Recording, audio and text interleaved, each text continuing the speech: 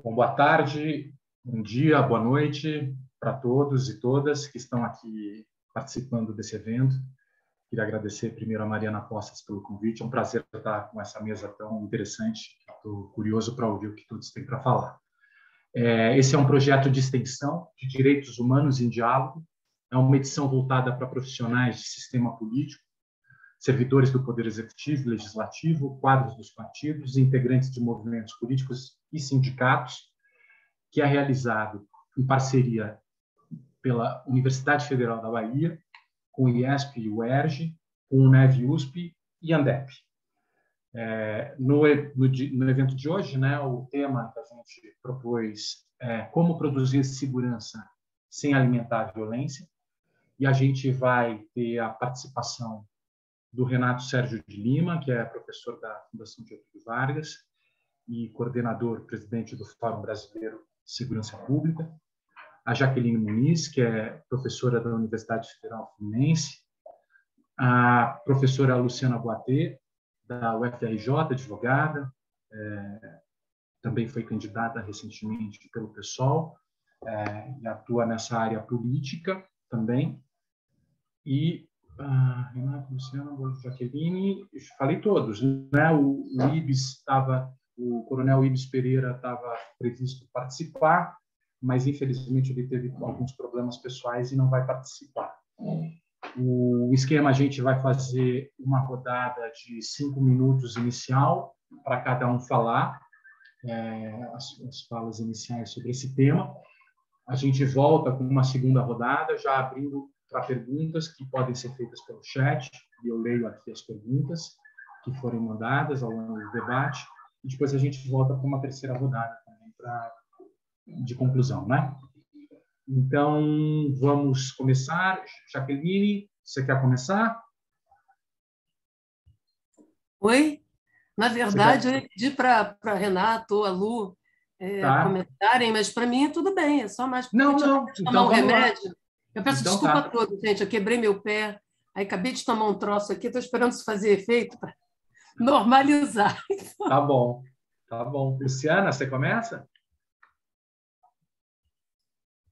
Posso começar. Bom, boa tarde para todo mundo. Vocês estão me escutando bem? Sim. Então, boa tarde, um prazer estar aqui, agradecer o convite da Mariana e também da Cris Buarque, dizer da alegria de estar aqui com o Bruno, com o Renato, com a Jaqueline, com todas e todos que nos assistem.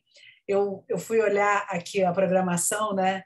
E eu tenho essa caracterização híbrida, né? Eu sou acadêmica e estou aqui como profissional, né? Eu achei interessante essa reflexão.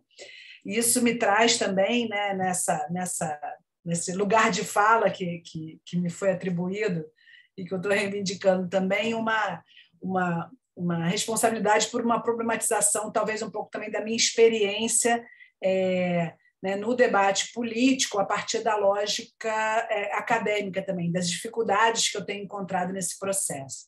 Né? A temática sugerida, que eu achei a pergunta excelente, né? Como produzir segurança sem alimentar a violência, já nos leva para um diagnóstico do que tem sido feito como política pública nos últimos anos. Né? Políticas supostamente de segurança, mas que, na verdade, todas as análises acadêmicas demonstram que essas próprias políticas produzem violência. Né? Então, eu poderia citar aqui como exemplos, rapidamente, para provocar esse debate, a própria política de drogas, que é um dos temas que eu mais venho me dedicando, né? A pretexto de você ter, entre aspas, na perspectiva jurídica, o bem jurídico é a saúde pública, né? Você tem uma política que não protege a saúde pública e que gera mais violência. Não só a partir de uma perspectiva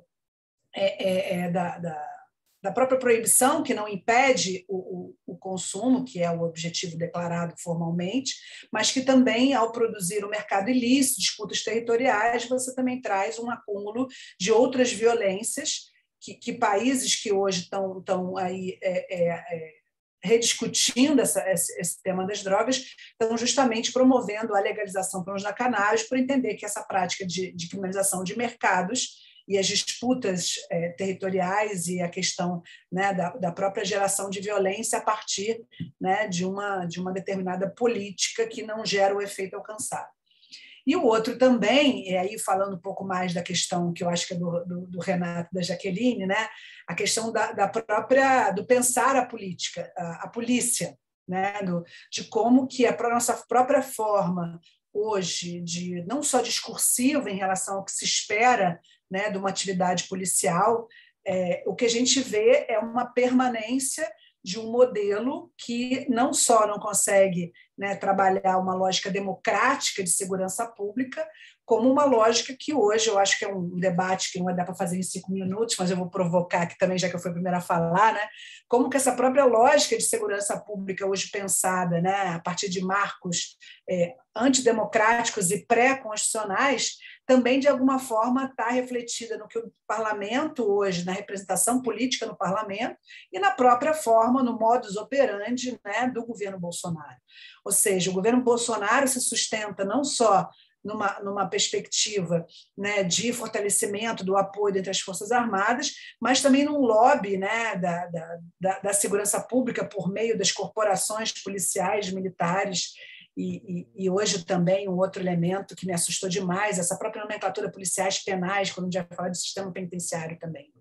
Então, assim, tanto na política de drogas como nessa política de segurança em relação ao tipo de polícia ou de, né, policiamento, entre aspas, aqui, porque também não vamos entrar no debate, mas pensando no conceito mais amplo, como também na própria questão penitenciária, né, que é a ideia de que você, reforçando, né, o encarceramento, você teria alguma possibilidade, pelo menos no discurso jurídico se menciona isso, de reduzir ou de neutralizar a criminalidade ou de conter a criminalidade, o que você tem é a geração de mais violência, seja intramuros, seja na relação, e aí, né, Bruno e todo o Neve tem estudos importantíssimos mostrando essa produção de violência e a relação das organizações criminosas com o crime, né, fora dos muros da penitenciária. Então, numa primeira provocação, acho que eu estou chegando nos meus 5 minutos, eu deixaria para essas provocações, assim, como o que hoje se tem como política de segurança pública oficial, né, ou formalizada num discurso oficial, como hoje o que se tem é o aumento da violência. E aí, para também não só colocar essa questão, como também, aí trazendo rapidamente, em brevíssimos segundos, o outro lado, né? Quando a gente vai para a política e vai falar disso, a dificuldade que se tem de enfrentar esses debates, tanto em campanhas eleitorais como no parlamento, porque no final das contas, esse conceito de segurança pública que está trabalhado aí, também dá tempo de falar, né, a partir da Constituição, das disputas que se deram na Constituição e da força dessas corporações, mas também se baseia num discurso populista penal, né, num discurso punitivo que é popular. E aí, quando a gente tenta contrapor esse discurso dentro do debate partidário, especial em campanhas eleitorais, quem vai para a política é orientado, olha, é melhor você não falar sobre isso, não, porque isso pode perder voto. Né? E você vê candidatos hoje, inclusive, que são da esquerda, que se colocam ao centro, nesse sentido político do centro, com discursos recuados, dialogando com a polícia, nesse sentido de não vamos também criticar muito, porque tem votos aí, em especial porque o debate por uma outra política de segurança, que eu gosto de caracterizar como a segurança dos direitos, em oposição a uma segurança pública que se trabalha com a lógica estatal, com essa lógica de defesa do Estado e não do cidadão, esse discurso ele é reforçado também por uma mídia extremamente, né, que pactua com esse cenário, e a gente tem muita dificuldade de avançar na política quando a gente procura falar em prevenção, quando a gente procura falar em necessidade de dados, de trabalhar essa realidade social e tentar propor políticas que se diferenciem dessas estabelecidas hoje. O conselho que eu já recebi de muitas pessoas é melhor você não falar disso, né? Não vai tanto.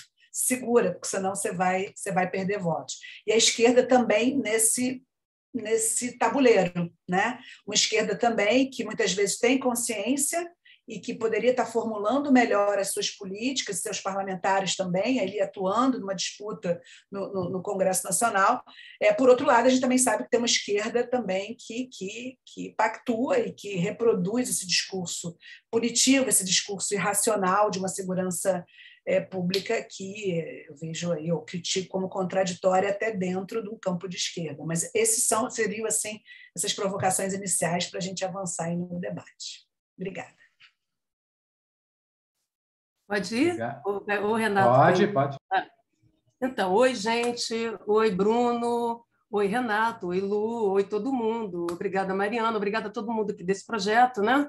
Que dá essa oportunidade dessa conversa divertida e séria ao mesmo tempo. Divertida pelas companhias e séria porque o nosso problema é de gente grande, exigindo reflexões de gente grande. Eu tenho insistido em todos esses lugares que eu falo por aí, e falo muito porque é preciso falar, e falo muito porque também sou muito chamada, né?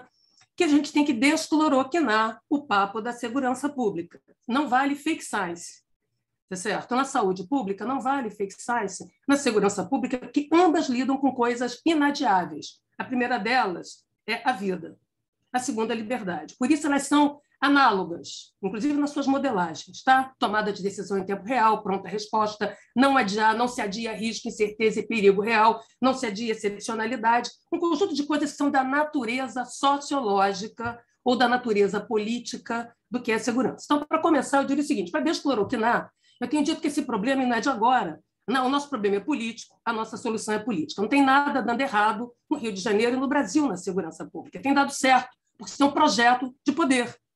Correto? A insegurança é um projeto de poder, que tem seus dispositivos, como o marketing, a guerra contra o crime, a guerra comercial contra o crime, para vender a paz do arrego, um conjunto de coisas que tem a ver, a própria produção, a guerra contra a droga, porque você não guerreia contra a coisa, entendeu? É um elevado ativo político-eleitoral, tá? Em termos de financiamento de carreiras eleitorais. É disso que estamos falando, vamos ser diretos, tá certo? Eu não dou. E para começar a conversa, eu acho que a gente tem que dar nome aos bois. Eu acho que a primeira coisa é a gente distinguir o que são conceitos dos achismos ilustrados de ocasião, porque isso faz mal à saúde reflexiva. Aqui no Brasil, a gente tem mau hábito de ter solução antes do problema. Não importa qual é a discussão, o resultado é bala de borracha, prevenção, sei lá o que as pessoas dizem por aí.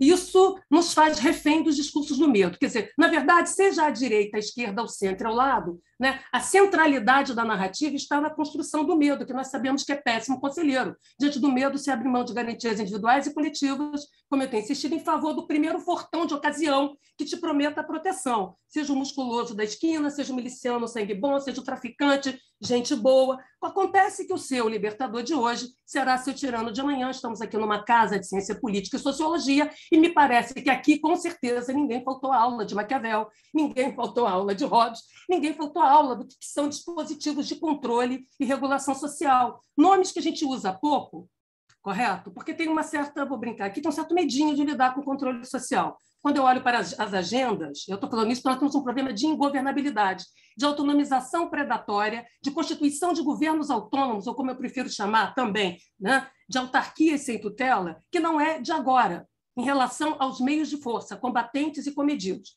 forças armadas e forças policiais. Se tem uma coisinha séria numa democracia, que é a distribuição do poder coercitivo, que é o principal poder que uma sociedade livre e plural delega ao Estado para administrar em seu nome, a partir de um determinado pacto político, que eu vou chamar aqui de constituição, ou comunidade política ou constituição, pois é, esse poder segue como um cheque em branco, como eu tenho insistido há 20 anos, como uma procuração em aberto, de tal maneira que o poder de polícia está definido lá no Código Tributário de 66, é um pode tudo quanto a cidadania, e não é apenas o poder de polícia que se transforma em poder do polícia ou da polícia ali na esquina. Todo e qualquer agente público, em função de fiscalização e regulação, tem este poder, que é preenchido conforme as conivências, conveniências e convivências políticos partidárias. Não fizemos essa repactuação do controle do poder de polícia, correto? Na verdade, a gente faz o corpo aquecer em torno da orelha, com mantras que têm 35 anos de idade, unificação de polícia, que se você ampliando o poder de polícia na contramão das experiências históricas de sociedades de larga escala federativas. Pergunto, como é na Índia? Alguém já se perguntou como é que é brincar de 120 mil fulanos armados, autonomizados? Já se perguntou como é que é na África do Sul? Já se perguntou como é que é na Rússia? A experiência do México? Estamos falando de estruturas federadas, além do mundo americano, canadense. Tá certo? Não. Né? Mas já tem uma proposta a partir de categorias que não são reconhecidas, não servem como unidade de medida. Ciclo completo, ciclo incompleto, são categorias nativas. Como antropóloga, eu exploro as categorias nativas, mas eu não posso usá-las como unidade de inteligibilidade, porque senão eu tenho que dar direito autoral, dividir a autoria. Estou sequestrando a interpretação, estou fazendo exegese da realidade, não é interpretando. Eu estou chancelando politicamente, legitimando, com papel de bala pseudocientífico, o que são agendas legítimas ou propostas legítimas de instituições. Então, acho que a primeira coisa que tem que separar é o joio do trigo. O que é a segurança pública? Porque aqui as narrativas, assim, à direita, nós temos um problema. Aqui, à direita e à esquerda, a gente acha o Estado uma coisa feia, boba, que mora longe. Estado é ruim. Estado é ruim, negócio que não funciona, não é mesmo? Né? Aí tem o mercado, né, que é um cão chupando manga, o mercado é uma coisa que desiguala, que nós sabemos, e tem uma coisa chamada governo, que o meu governo é bom. Então, o Estado é sempre ruim, a direita e a esquerda, sempre está tirando alguma coisa de todo mundo, né? E eu tenho que apostar no meu governo, no governo bom. Correto? No meu governo. Então, aposto no meu governo. Essa lógica personológica, individualista, também se apresenta em categorias. E por que eu estou fazendo esse introito todo? Porque isso daí tem a ver exatamente com as modelagens de segurança pública atravessadas por moralidades.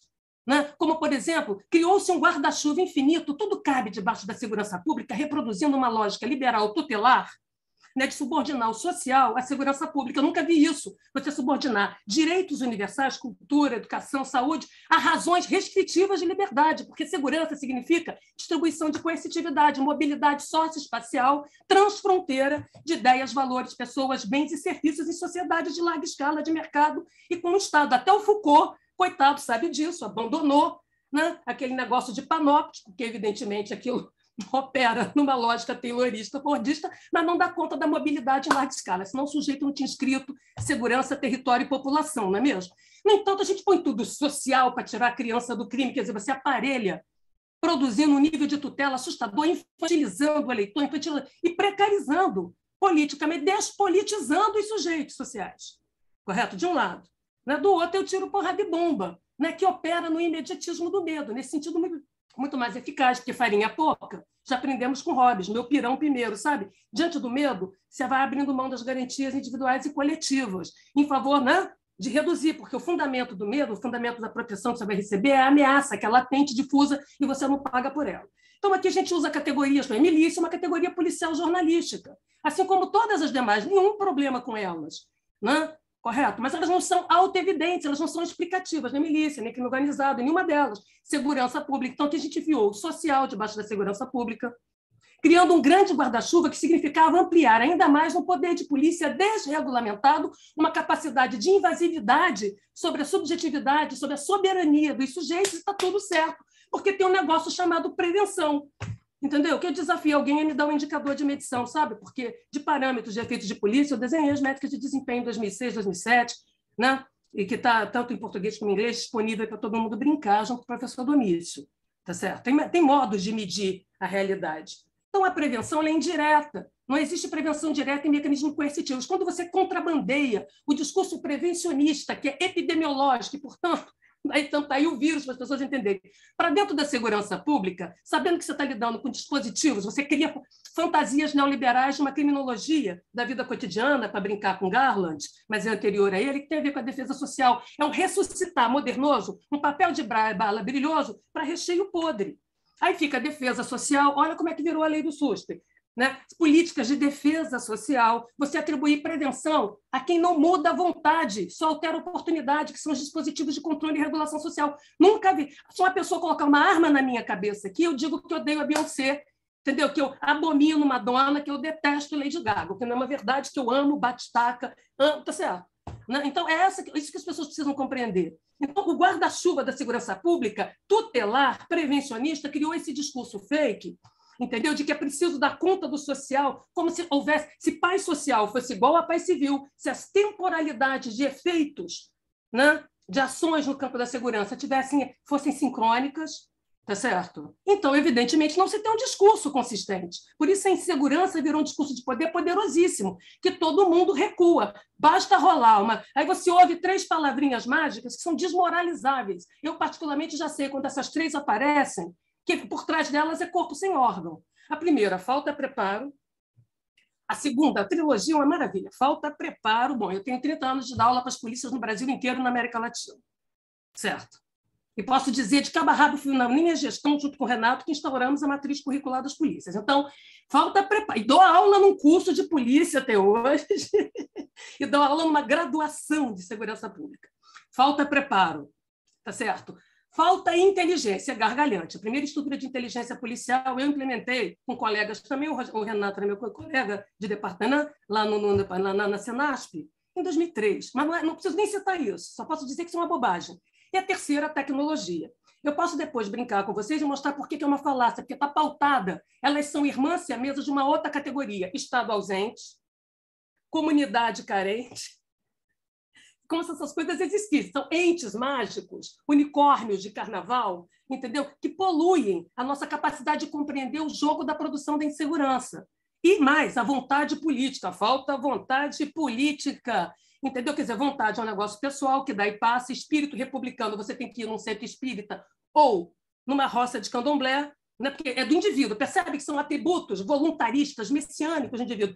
O meu governo é bom. O barato do Bolsonaro é que ele fala mal do Estado, ele fala mal do governo dele, entendeu? E acha que se vira nos 30 pelado com uma arma na mão no mercado. Brilhante Santíssima Trindade do mal, brincando aqui, mas que opera muito bem na estrutura do medo, que encolhe o medo. O problema da insegurança maximizada, do marketing do terror, é que ele encolhe duas coisas básicas de organização da experiência. A primeira, entendeu? É o tempo social. A segunda, o espaço social. Ainda cria uma outra coisinha simpática, porque diante do medo, sabota-se esforços de coesão, de empatia, de solidariedade, de cooperação, abrindo espaço para individualismos predatórios. Isso a gente aprendeu com os clássicos, né? Não precisa nem chegar na contemporaneidade. Está lá, né?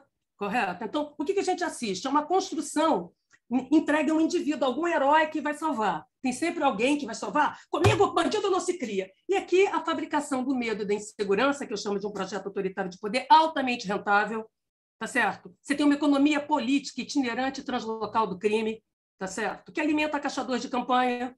Isso desde quando eu dei depoimento na CPI da milícia. Quer dizer, isso é 2007, 2008. Eu estou avisando que isso vai chegar a Brasília. E é um dinheiro legal, dinheiro do crime, gente, que é uma commodity interessante, que você não precisa declarar no Tribunal Regional Eleitoral, ter a ficha limpa.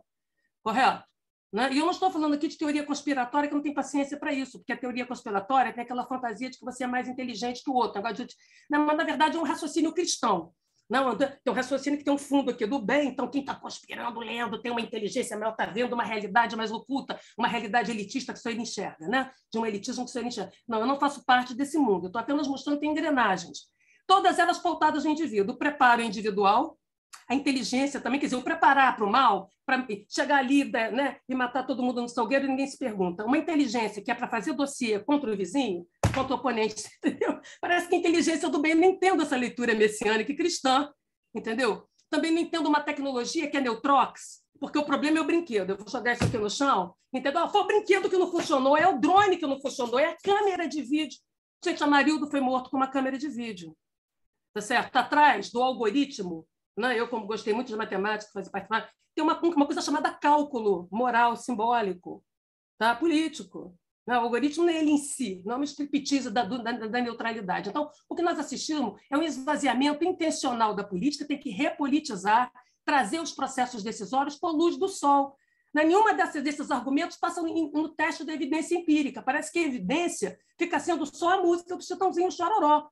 Correto? Né? Estou sendo muito clara aqui, falando da maneira direta e franca, porque eu acho que tem um problema de concepção, de construção. E essa construção, de um lado da direita, como eu falei, é o lei e ordem, que você pode prometer a busca do Santo Graal, que não vai ser entregue, a espada de Excalibur, que não tem como ser entregue, então você pode sustentar uma guerra ad infinitum, sem vitória ou derrota, e do lado da esquerda é messiânico, voluntarista, correto? Que aposta em saídas individuais, treino 3, falo com 2, mobilizo 5, e aí as pessoas juntas se dão as mãos, abraçam uma árvore na lagoa e mudam a realidade. Sinto muito. Eu participei de um seminário internacional envolvendo vários países, França, Espanha, Brasil, Argentina, Equador, Venezuela, onde eu passei 10 anos como observadora internacional do que rolava lá, né? Em outros países também, Colômbia e tudo mais. E a pergunta era por que os progressistas não conseguem pôr de pé uma agenda de segurança? A resposta minha é muito clara, meu bem, eles têm dificuldades psicológicas em lidar com controle e regulação. Então, no caso do Rio de Janeiro, as pessoas têm uma dificuldade imensa, fica dando facção, comando, são categorias nativas que falam de modos táticos e estratégia de produção de soberania.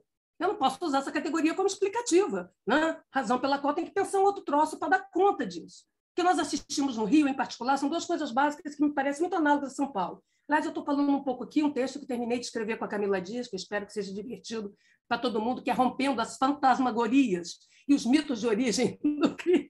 Saiba você também como o crime quer ser dito, lido e visto. Entendeu? Parece que a gente fica refazendo sociologia para o crime. Entendeu? Então, está na hora de desmontar essas coisas, né? Porque eu acho que elas fazem mal à nossa saúde reflexiva. As propostas vêm antes, né? A gente não discute uma coisa básica. Quando você controla territórios, administra a população, regula mercado, o nome disso é governo. Governos criminais. No Rio de Janeiro, desde Marcelo de Alencar, a polícia do bem, como é que tem chamado, tem sido expulsa das ruas intencionalmente pela polícia dos bens. Tá certo? O policiamento convencional, que é o que produz controle sobre território e população, não é a polícia ostentação, a polícia de espetáculo, que não produz isso, porque não tem como produzir, porque não há estoque de repressão, não há como fazer estoque repressivo, entendeu?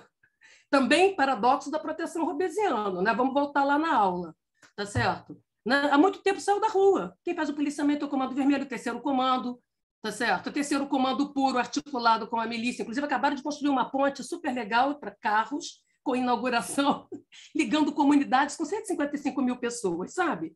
O Jacarezinho não é uma comunidade que passa na novela da Glória Pérez, tem 55 mil pessoas. O Salgueiro, que eu conheço bem, aquela região onde teve a outra assassina, que é uma rebobinagem, uma reestreia do pior, como eu tenho chamado, cujos mecanismos estruturais são os mesmos, desesperadamente gritando, gente, me enxerguem, me analisem, tá certo? Problemas procurando autores, né? Lá tem 66 mil pessoas, né? Então, o que nós assistimos a um policiamento feito por dinâmicas criminais, atores criminais articulados, né? Vou chamar assim, né? Que não tem o Estado ausente, nem Estado oposto. Quem provê a segurança o Estado, quem administra a coercitividade se chama Estado. Ele negocia suas presenças através de atores concretos, que não é a gestão do ilegalismo, por exemplo, porque fica abstrato, não tem sujeitos. Né? Acima da quebrada do PCC, quem manda? Ninguém. Como é que a droga chega? Acontece. Tá certo? E quem é o policial? O barrigudo da esquina corrompido, cada vez que passa com a sua viatura, é gargalhante. Tá certo? É gargalhante se a gente raciocinar assim e entender assim. Eu estou pegando só aquilo que fica mais visível, né, nos olhos das pessoas. Então, estamos falando de governos, de exercícios de governo. Negociados. Tivemos pais de cemitério aqui durante os grandes eventos. Tá certo? Aqui também não ia rolar lockdown nenhum no Rio de Janeiro, porque tem que chamar vários governantes para sentar na mesa e discutir. A milícia abria, porque era a eleição da milícia, precisava de dinheiro, forçar. Entendeu? O tráfico fechava porque tinha vantagem logística sobre o território. Entendeu? Então tem que olhar e ver o que é isso. As pessoas estão de armas, não estão brincando. Né? Os resultados da chacina, né, que aconteceu, foi anunciada, é a crônica da tragédia reanunciada. Tá certo? As chacinas no Rio de Janeiro, as duas últimas. Tá certo? Há uma fantasia de total, que não há mecanismos de medição. Não, o que você tem é que você entregou o governo de porteira fechada, querido. Entendeu? Quando as espadas se autonomizam, né? De Hobbes para cá, se a gente quiser brincar, né? Quando as espadas se autonomizam, se a gente for brincar de Estado moderno, que é legal brincar, né? Elas cortam a língua do verbo da política direita e esquerda ao seu teu lado e rasgam a letra da lei. Certo? Mas, assim, então, hoje nós temos governantes algemados em seu gabinete, sendo chantageados com essas propostas que a Lu falou. O sujeito é light, não posso fazer isso aqui. É todo mundo no sapatinho, tá certo? Aí, diante da tragédia, o que se assiste são lideranças corta-pulso, que eu chamo de liderança tarja preta, que chora comigo. Olha, eu acho ótimo que tenha empatia, que chore comigo, mas eu espero que lideranças não precisem ficar no meu colo fazendo terapia, que elas tenham coragem, correto, de colocar os pingos nos is, que é o que se trata. O problema é política, a solução é política, que é um problema de governabilidade. E aí chegamos na DPF, para parar a minha fala. A DPF, que ano passado conseguiu reduzir, ainda que sabotada, né, quase 30% das mortes, apertou, que eu chamo de 2 parafusos, no máximo 3, que produzem controle, sabe, sobre coercitividade, sem precisar esses papéis de bala que a gente fala que adia para o outro. Vamos mudar a Constituição. 50% mais 1 vai demorar mais 30 anos. Agora vamos unificar, entendeu? Agora é um 4.2, um artigo ruim. É toda uma porcaria. Essa Constituição é uma reprodução porca, perneta, das constituições anteriores brasileiras, um serviço porco de lobbies que envolve o lobby do Conselho das Polícias Militares, que defenderam a unificação naquela época, em 1987, mas o sujeito hoje acha que unificação é um discurso modernex, tá certo? Então, a gente tem que olhar e ver o que está se passando na realidade, de fato, com categorias que nos permitam apreender a realidade na sua pluralidade. Certo? Então, acho que o primeiro problema aqui, já que estamos numa casa de produção de reflexão acadêmica e política, de intervenção, de ação, é preciso que a gente, então, essa é uma linguagem disputada, a segurança pública, né? Tem um jogo moral aqui, né? Um jogo moralista, salvacionista, com propostas absolutamente que não ficam de pé, e aí elas adiam, como se o medo pudesse ser adiado, como se o tempo pudesse ser adiado. E, por fim, se tem uma coisa que nós fizemos aqui, foi adular onça e pôr onça no quintal. Primeiro você põe uma onça no quintal, depois você engorda a onça adulando com snack, tá certo? Na contramão do que eu, pelo menos, até onde eu pude acompanhar de reformas de polícia, planeta fora, já que eu sou obrigada a dar aula desse negócio, né? As pessoas têm que estar se atualizando, né? Eu nunca vi isso, entendeu? Eu nunca vi, mas as pessoas elas saem defendendo. Ora querem o fim da PM e os mesmos que querem o fim da PM defendem o lobby da PM. Quer dizer, fica complicado, tá certo? Eu quero que as pessoas me dêem uma modelagem completa de uma organização de 120 mil pessoas com tomada de decisão em tempo real que atuam com um nível de discricionariedade elevado na ação e tática individual ou como corpo tático, como é um BOP, ou um choque, tá certo? Para 120 mil pessoas. Se o sujeito apresentar, eu desenho.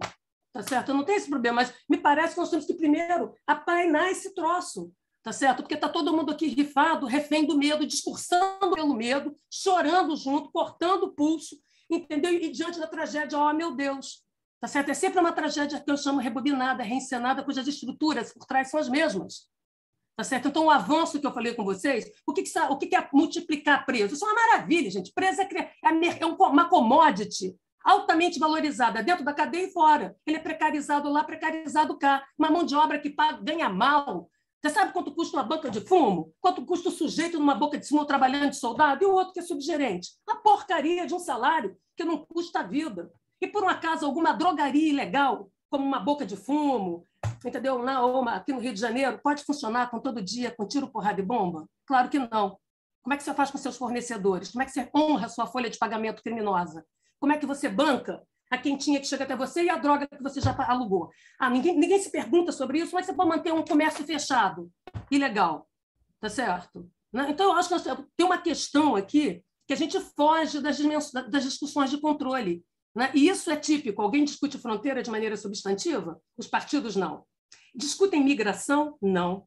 Discutem refúgio? Também não. E certamente não vai discutir segurança, porque não é só um discurso penalista populista, Lu, né? Porque ele vem com a unificação, que tem uma fantasia erótica de achar que o trabalho investigativo é o creme de la creme do trabalho policial. Eu nunca vi isso. Também não sei de onde tiraram isso, só se foi de tela quente da Globo. A razão última do trabalho de polícia e investigação.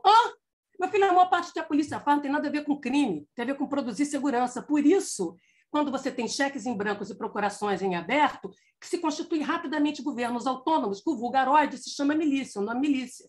Que, aliás, é inteligente. Para quem não lembra, a milícia, quando começou a se estruturar aqui no Rio de Janeiro no meio dos anos 90, os garotos propagandas eram os policiais. Estou aqui, sou polícia, esse negócio funciona, sou morador, Liga de Defesa Comunitária, o César Maia apoiando, todo mundo achando o máximo, pesquisa de opinião a favor na classe média, tá certo? Publicada no Globo, não é mesmo? Tá? Então, porque era melhor servir a si mesmo negociando a carteira de polícia do que servir ao crime, não é isso? Tem que lembrar que milicianos, sejam eles quais forem, têm matrícula, endereço fixo, têm passabilidade, podem trafegar por dentro da estrutura do Estado, legislativo, executivo, judiciário, e nos territórios, nas territorialidades. Eles não são confinados ao seu lugar. E é essa capacidade de mobilidade, de lidar com a burocracia do Estado, saber onde tem terra devoluta para ocupar, onde tem... É tudo isso. Como é que você quebra as costuras municipais, né, que é o que dá dinheiro,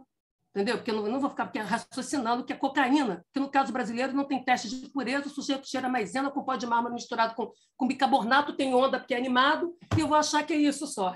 É gargalhante, tá certo? É gargalhante, né? É óbvio que tem uma outra coisa chamada arrendamento dos territórios. Então, quem administra a dinâmica criminal é o Estado. Aqui matar tem mérito, morrer tem merecimento, porque quem tem capacidade de acumulação de coerção, gente. Coerção é um estoque, não tem estoque. Você empregou, acabou. Uma operação com 50 fulanos quer dizer 200 pronto empregados gerando escassez de cobertura ostensiva e territorial. É matemática. É só desenhar a razão, cobertura territorial de polícia, quilometragem, pronta resposta, capacidade de reação. Tudo isso é uma organização de larga escala. A PM do Rio tem 47 mil volantes. A de São Paulo, mais o PM, tem 100 mil. Isso aqui não é um arremedo. Né? Só para ter ideia da complexidade das coisas, de como também as soluções estão ao alcance da mão.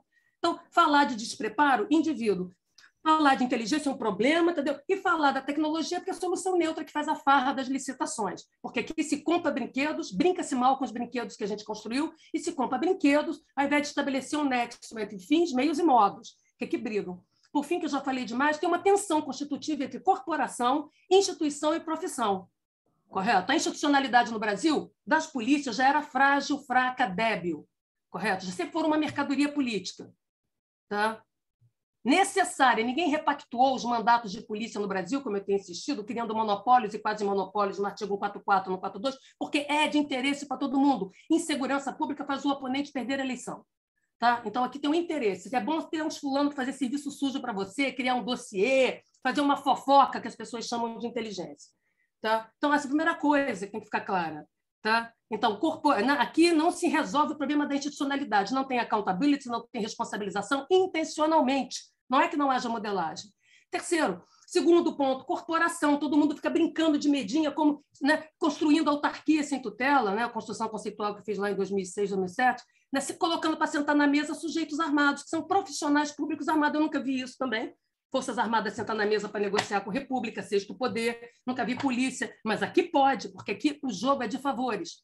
Aqui não se gosta das instituições, se querem indivíduos avulsos com arma na mão para chantagear o oponente eleitoral e criar mecanismos de chantagens internas, que tem uma alta lucratividade.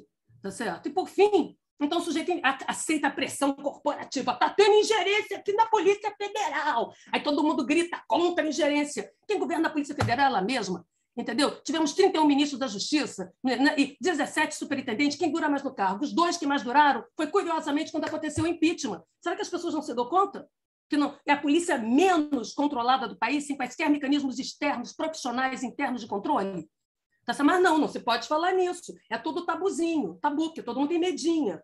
Tá certo? Parece que democracia aqui é um play, né? Que na hora que o sujeito, né, o segurança do play fala, acabou, circulando, desliga, todo mundo sai correndo para lá e para cá. Então, acabam se atendendo a pressões corporativistas, achando que polícia é sindicato, sabe? Que polícia é uma categoria de trabalhador que você dá uns agrados.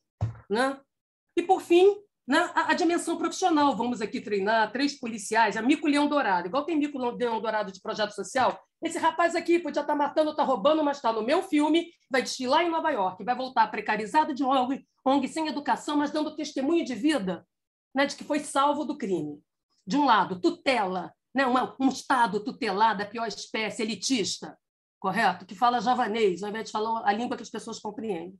E do outro, né, é meia dúzia de policiais que você põe para dar testemunho de vida, também numa lógica religiosa cristã. Olha como na polícia tem seres humanos, olha como tem direito humano na polícia, olha como tá certo. Isso não engana ninguém. Nenhum policial que eu conheço que cai nessa história. Entendeu? Isso é, de novo, uma espécie de sociologia de tela quente da Globo, onde o sujeito acha que a trocação de tiro, um dá um tiro, outro não, que polícia que mais mata, mais morre, é outra impostura analítica, correto? A primeira pesquisa de vitimização de polícia no país eu fiz em 1997, desenhando metodologia sobre esse negócio. Não me conste que os cenários táticos e os processos decisórios sejam os mesmos, senão não tem como explicar 1/28 no Jacarezinho e a matança no Salgueiro, sabe? Então tem aqui uma lógica, né, em que a gente fica muito feliz com as nossas autoafirmações, com as nossas autoevidências, cloroquinando por aí, me desculpa a clareza, mas a vida não pode esperar, não dá mais. Não dá mais. Tem gente preta, pobre, de periferia, como os policiais pretos, pobres, estão morrendo. Tá certo? E o discurso segue moralizado, o discurso segue do bem contra o mal. Né? O discurso segue, e aí, nessas horas da tragédia, né, os profetas de ocasião, os artistas ilustrados que falam javanês na segurança, mas que são consultores, no fundo, vendedores de mercadoria, profetas de proteção, desaparecem. Né? Então, aqui é uma reflexão também denúncia. A primeira denúncia que eu estou fazendo é contra as categorias acadêmicas, contra as noções promovidas a conceito, não sei por quem. Tá? Não sei por quem, porque não tem validade explicativa, não guarda inteligibilidade. E é a partir dessa problematização que a gente vai entender os modos de construção política, né, das chamadas políticas de segurança, que no caso do Rio de Janeiro, todo o movimento aqui, e como de resto no país não é muito diferente, é de despolitização. está pautado nesse indivíduo abstrato, né? O indivíduo que será inteligente, o indivíduo que será preparado. É a nova teoria das maçãs podres, né? Revisitada. É o lombrosianismo pós-moderno que as pessoas ainda não se deram conta.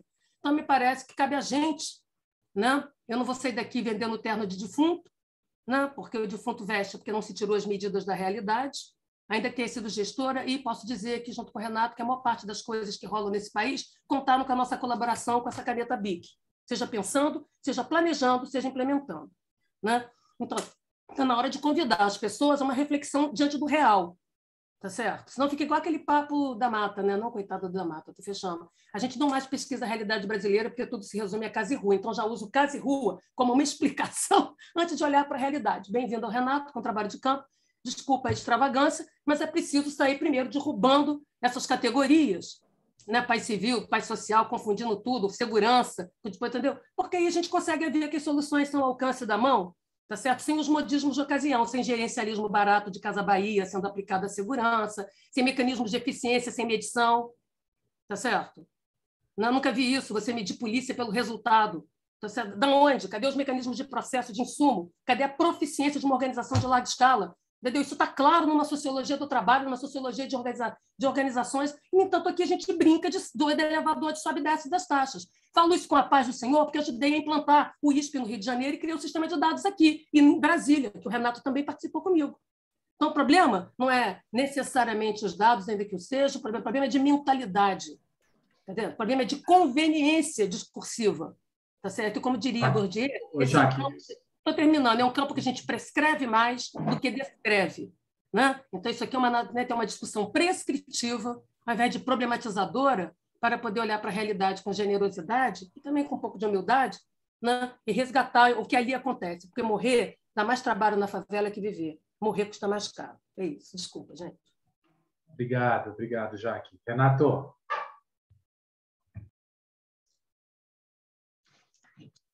Boa tarde, pessoal, tudo bem? Acho que, enfim, obrigado, Mariana. Olá, Jaque, Luciana, Bruno, Cristina, enfim, obrigado pelo convite.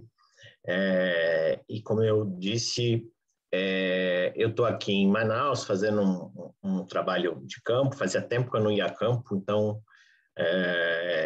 produzir dados não deixa de ser uma tarefa fundamental, mas entender as conexões que esses dados estabelecem muitas vezes nessa interação. Então, isso que é muito relevante. Eu tendo a concordar muito com as falas de Luciana e Jaqueline, para não me repetir, eu queria chamar a atenção para uma questão que se a gente, na dimensão acadêmica,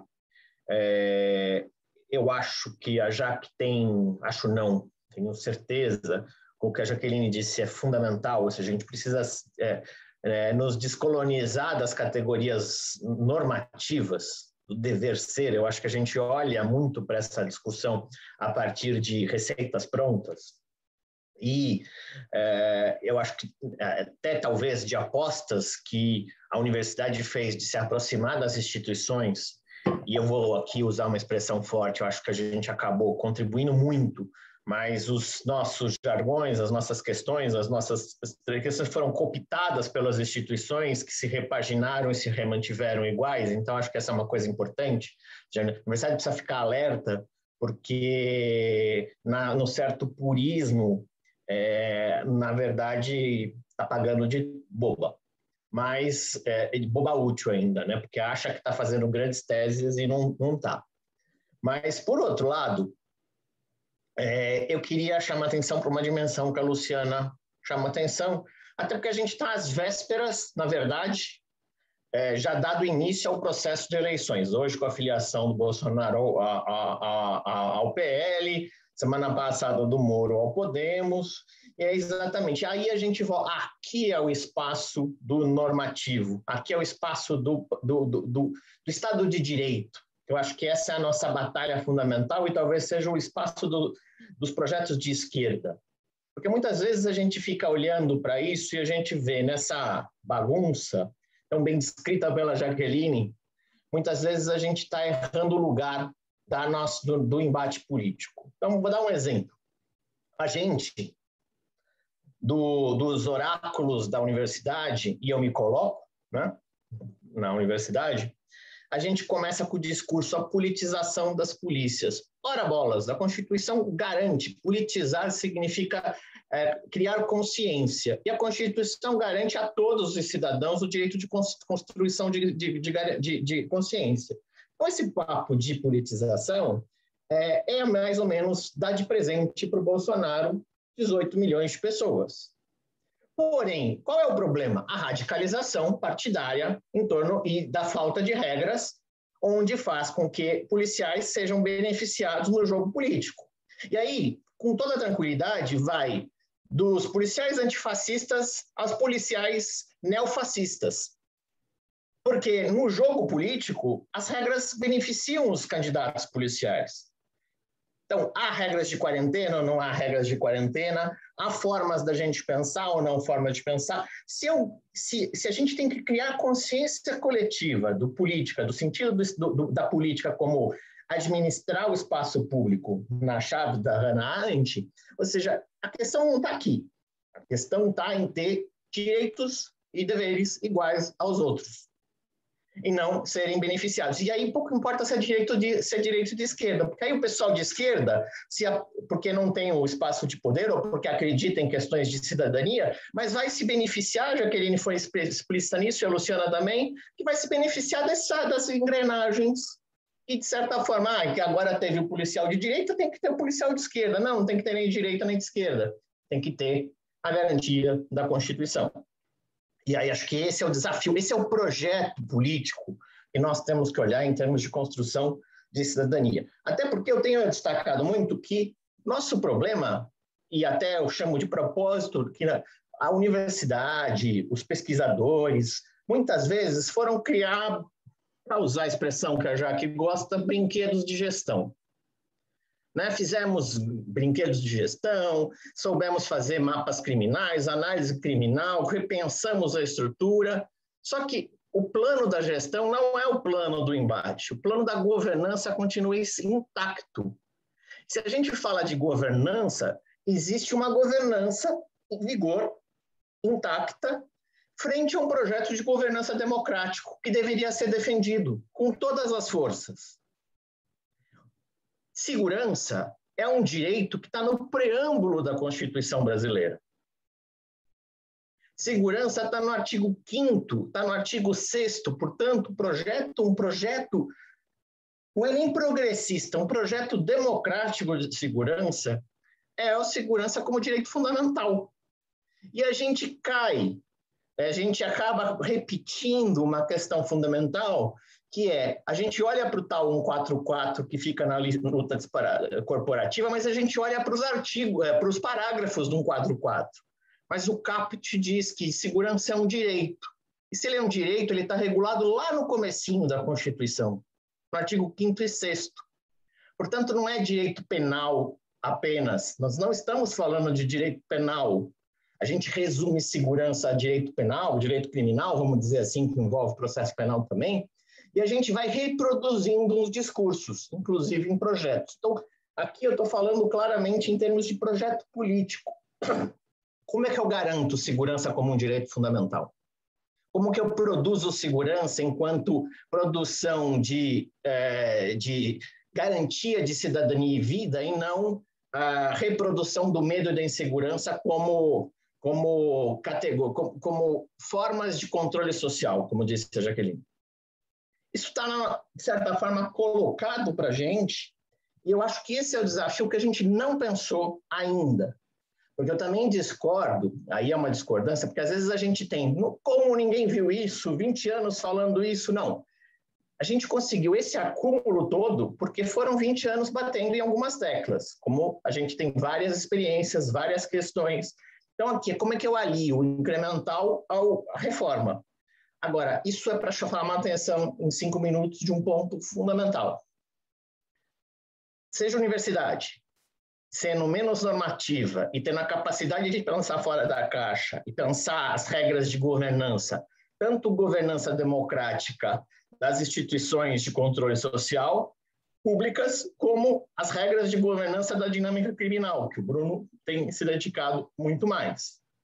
e todas as derivações e efeitos que isso tem. A gente tem falado muito pouco de governança como um modelo que tem a ver até, no limite, com uma discussão sobre como é que você tem o pós-democracia, como a governança do Estado, que muita gente não gosta de falar, mas tem a ver com os modelos neoliberais e afins, mas isso a ver, governança. Governança não tem, agora vou fazer é disputa, é política, é como é que eu garanto um projeto de nação. E acho que a gente tem que dizer exatamente qual é um projeto de nação que passa pela reforma das polícias. Não é usando os problemas para reproduzir os mesmos problemas, só que agora com cara de esquerda. E acho que essa é uma questão fundamental. E aí a gente entra na política pública. A política pública tem que derivar para garantir esses direitos. Segurança não necessariamente é diferente de polícia. A polícia está contida. Mas, por exemplo, no caso do debate norte-americano do desfinanciamento das polícias, muitos departamentos querem ser departamentos de segurança pública e não de polícia, para investir em prevenção. O problema é que a Jaqueline tem razão quando ela fala que prevenção vira uma cloroquina da segurança. E aí você vai o quê? Vai vir agora os policiais, como vários estão falando, que o fato de você tirar dinheiro da polícia fez os homicídios crescerem novamente nos Estados Unidos. Então, a questão fundamental, e eu acho que aqui na dimensão política, que eu posso me colocar no meio, né, da minha trajetória acadêmica, não tem um ativismo político partidário, mas tem uma questão de um ativismo pela transparência, pelo accountability, que passa pelo Fórum Brasileiro de Segurança Pública, como é que eu garanto governança democrática? As ferramentas estão aí, só que elas não estão aí para serem agora é essa, porque antes era assim. Não, é disputa. Então, como é que eu travo essa disputa? Como é que eu garanto controle? Como é que, por exemplo, aqui, né, eu estou em Manaus, como é que eu verifico que a dinâmica criminal, a dinâmica das polícias, passam por acordos que têm a ver com acordos transestaduais, com divisas. Então, as polícias conversam mais e são equipadas, têm ferramentas, têm tudo, e os governos ficam, na verdade, dependentes dessas redes e dessas questões. A questão é, claramente, como é que eu faço, como é que eu garanto governança, como é que eu garanto transparência, como eu garanto controle, como eu garanto accountability. Acho que essa é a resposta fundamental de uma disputa política. E aí, como é que eu fujo do discurso do medo? Porque esse discurso ele é absorvente. Esse discurso, para falar da antropologia, voltando ao antigo Geertz lá, a gente está falando de análises densas. E aí a gente vai perceber claramente que a gente está refém de uma estrutura de reprodução de discursos e que a gente precisa romper, mas a gente também precisa levar em consideração uma conta básica que temos no Brasil cerca de 18 milhões de pessoas diretamente vinculadas à família policial e militar. 9% do eleitorado brasileiro. Então, não é fazer o discurso de centro, não é ficar em cima do muro, como bem chamou a atenção a Luciana, mas é como eu atinjo a mentalidade dessas pessoas, Luciana. Essa é a minha provocação. Como é que eu consigo fazer um discurso que seja um discurso de governança democrática, sem parecer um discurso que, de certa forma, seja como de defesa do criminoso? Acho que esse é um desafio histórico da gente, e que talvez aqui, inclusive pensando na questão dos direitos humanos, que passa pela ideia de segurança como um direito fundamental e como justiça social. Não é fácil, eu não tenho resposta. Em termos de modelagem, temos pessoas como a Jaqueline que conseguiria modelar, sim, instituições de força, como ela tentou fazer com a Força Nacional de Segurança Pública e não a deixaram, porque precisava ser uma força capenga, precisava ser uma força que para respondesse de acordo com o interesse do rei. Mas como é que a gente, de certa forma, avança nessa estruturação, aliando o incremental e a reforma? Mas, se a gente não fizer a reforma das polícias, seja quem assumir em 2023, continuará refém dessa engrenagem de reprodução de medo e insegurança como principal forma de controle social no Brasil.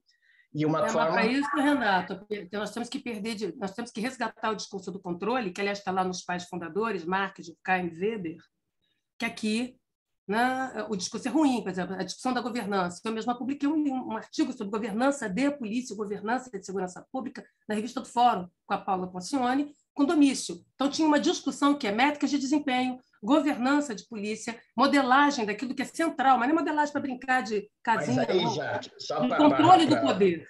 Isso foi deixado em segundo plano. Então, a governança aqui parece uma coisa de CEO, parece que o sujeito, entendeu? Virou CEO de empresa e agora vai brincar de governança e missão. Governança não é isso. Né? E a gente deixou isso de lado, né? Em função de lógicas voluntaristas, sim, certo? Que é muito grave. Aí, é muito grave. Governança enquanto regra do jogo. E a gente precisa definir as regras do jogo e não deixar que as instituições definam elas próprias como que elas vão jogar. Não é só a instituição policial, como qualquer outra instituição que tenha um poder de polícia ali do artigo 78 do Código Tributário. Então, que são muito mais do que as polícias. Mas aí o problema, para terminar, é um problema político. Como é que a gente, então... E o problema político não é um problema político partidário, é um problema de pensar como é que a gente constrói para cair no neo-institucionalismo, uma conjuntura crítica suficiente que aconteceu nos anos 1990 e a gente perdeu o bonde, para poder dizer, então, que agora porque a coisa agora, se a gente não fizer, já era.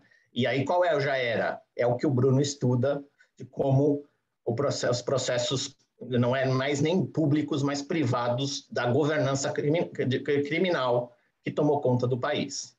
Era isso, Bruno. Obrigado, Renato. Gente, posso? Sim. Claro, posso acrescentar? Acrescente. Não, que eu fiquei nos meus 5 minutinhos, eu fiquei agora animada com as falas de Agora Jaque. bombou. Agora bombou. Não, é sempre muito bom escutar a Jaque e o Renato, e eu fiquei assim, eu fiz uma breve síntese que eu acho que são os pontos principais até para a gente depois avançar.